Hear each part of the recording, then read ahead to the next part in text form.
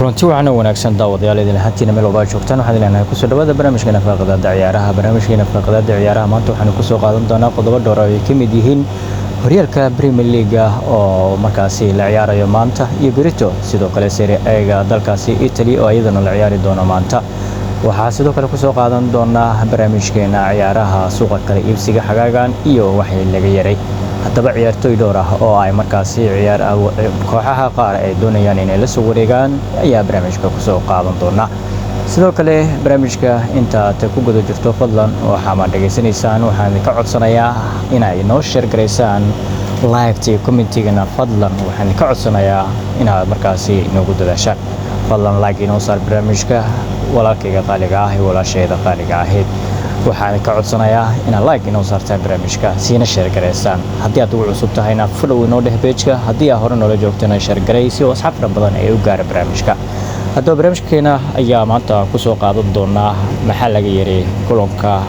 kooxda Arsenal ciyaari doonta Bournemouth haddaba maxaa laga yiri kulankii isbuucan dhexdiisa la ciyaaray oo ay ciyaareen kooxda Arsenal iyo waliba kooxda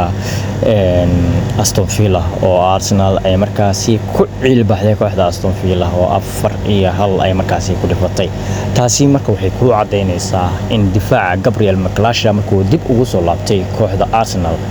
in laga dhali kari waayay inta uu joogay kooxda hal gool xitaa taasna ay sababtay in sulaawishadiisa oo gool asigu dhaliyo markii uu baxayna gool ayada laga dhaliyay kooxda Arsenal haddaba waxay dhiirigelin u tahay ama uu markaasi oo libaax ka yahay kooxda Arsenal ciyaaryahankaasi Gabriel Magalhaes ee qaybta difaaca ka dheela marka waxay taa ka dhigan tahay in labada ciyaartooy Gabriel Magalhaes iyo William Saliba ee difaaca dhexe ee kooxda Arsenal haddii ay isla wada joogaan in aysan markaasi u fududaanaynin kooxaha inay gool ka dhaliyaan ciyaaryahan ama goolhayaha kooxda Arsenal ee David Raya haddaba Raya suurtagal uma noqon kartaa in ciyaartooyda ka soo horjeeda ee gool ay ka dhaliyaan labadaas ciyaartooy maadaama ay qadka dhexe ee difaaca ah ka dheelayaan haddaba ciyaaryahanada markaasi hadda maqnaan doona kulanka ay maanta la ciyaari doonaan Bournemouth ayaa waxaa weli macalinka Arteta uu sheegay inaysan suurtagal noqon karin in markaasi ay ka qayb qaataan ciyaaryahan Masquero iyo weliba ciyaaryahan Rice haddaba macalinka waxa uu sheegay Arteta in ciyaaryahanka Rice in jilibka dhaawac ka soo gaaray weli uu bararsan yahay oo bararkii markaasi oo weli uusan degin suurtagalna ay noqon kareynin markaasi in lagu soo bilaabo ama oo gabi ahaanba ka mid noqdo ciyaartooyda ciyaaraysa kulanka Bournemouth ay galabta la ciyaari doonaan sidoo kale Masquero asna waa dhaawacan yahay dhaawac ayuu ku seegayaa Kai Havertz ayaa asna binjiga ku jira oo sidoo kale Gabriel Jesus asna waa uu joogaa waxaad moodaa dhammaan ciyaartooyda kooxda Arsenal inay dib ugu soo wada kaceen xilligan January ay bilaabatay haddana ay fresh ay u tahay in ciyaartooyda dhammaantood ay markaasi wada ciyaari karaan kooxdu waxay yeelatay laba line-up-ka koowaad oo A ah iyo line-up-ka labaad oo P ah line-up-ka koowaad oo A-ga iyo line-up-ka B-ga labadooduba waa kuwa markaasi sharax sidoo kale kooxda Chelsea ayaa iyadana waxay martigelin doontaa kooxda Manchester City oo halkaasi ay markaasi isku kulmi doonaan garoonka Chelsea ee markaasi Stamford Bridge sidoo kale marka tusaale ka soo qaadno isbuuca la soo dhaafay Sunderland Bridge la gashay haddana waxa waaye kulan adag oo derbi ah weeye waxay dheeli doonaan daawade aad bay u adag tahay kulankaasi in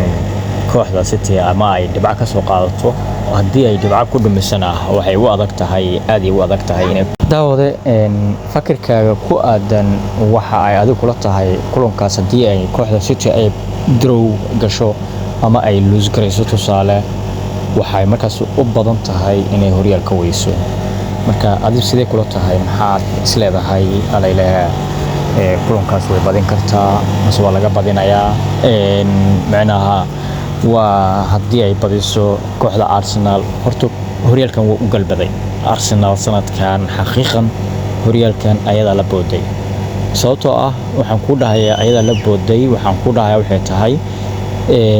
4 kulan oo laga badiyay kooxda City iyo 3 kulan oo markaasi draw ah ay gashay oo Breja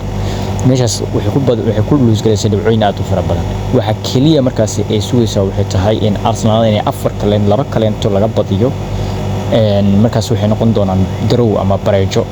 oo xaggaas dhibcaha markii laga yiraahdo intay luus gareeyeen. dan markaa City waxay suurtagal ugu tahay in markaas ay tartan kula imaado xagga drawga ah. Arsenal waxay gashay 4 draw iyo 2 luus gara 3 draw iyo 2 luus ayay gashay. kooxdana 3 draw iyo 4 luus ayay gashay. 2 luus 6 dhibcood meeshaas kaga maqan waa meesha markaa sababtu keentay inay Arsenal hadeertan 4 dhibcood ku hayso. haddii ay markaa bareejo gasho ee Arsenal kulanka Bournemouth maanta ay badiso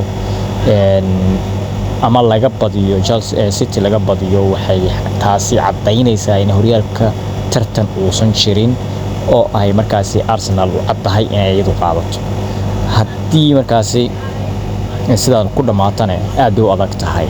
daawade aad baad wanaagsan tahay. haddii aad nala soo gaartay ilaa dhamaadka barnaamijkeena fadlan waxaan ka codsanayaa inaad follow inuu dhahdo page-ka haddii aadan follow gareysnayn. haddii aad follow tahayna inoo markaasi inoo share gareyso si asxaab fara badan ay u gaarto muuqaalkeena. like-ta iyo comment-ga fakirkaaga inuu reebo. aad baad u mahadsan tahay saaxiib. waxaana markaasi ku leeyahay waad ku mahadsan tahay daawashada barnaamijkayga aad daawatay iyo sidaad ugu xiran tahay barnaamijkayga. fadlan waxaan rabaa inaad kaalin ka qaadataan sida markaasi aan aniguna kor ugu sii kici lahaa 10,000 ee ugu horeysa aan qayb kaga qaadan lahaa oo u gaari lahaa. fadlan qayb ka qaado si share garay barnaamijkayga. waa walaalkaaga muslimka ah waxa ku leeyahay walaalkay muslimka ah oo hore u sii dhaqaaq waa walaalkaaga Maxamed Abuukar Baariyo oo idin leh sidaa iyo nabadgelyo. fadlan idinka ayaan dad idinku ahay ee caawiya korna ii qaada. aad u mahadsantiin saxaabtayda qiimaha qayaha mudan. السلام عليكم ورحمة الله وبركاته.